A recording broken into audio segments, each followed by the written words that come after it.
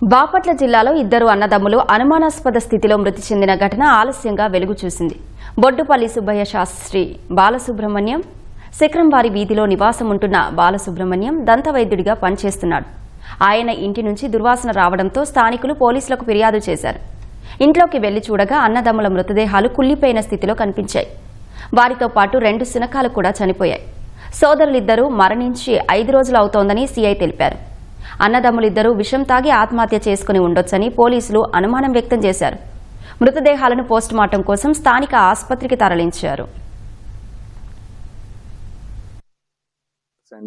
70 years about 473 about years ఉంటాయి age. వాళ్ళిద్దరూ ఇక్కడ అన్నదమ్ముళ్ళు, వాళ్ళకి వివాహాలు ఏం కాలేదు. వాళ్ళిద్దరు కూడా ఇక్కడ ఇంట్లో చనిపోయి ఉన్నారు. ఇది కూడా ఒక 4-5 days బ్యాక్ అయి ఉండిద్దని బాడీస్ ని చూసిన తర్వాత అర్థమవుతుంది. చుట్టుపక్కల స్మెల్ వస్తుంది అని చూస్తే ఆ తలుపులు అది ఓపెన్ చేసి చూస్తే ఇద్దరు కూడా చనిపోయి ఉన్నారు. మనకేమి అనుమానంగా ఏం లేదు కానీ బట్ ఎందుకు చనిపోయారు ఏంటి అనేది కేసు రిజిస్టర్ చేసి దర్యాప్తు చేస్తా ఉన్నారు.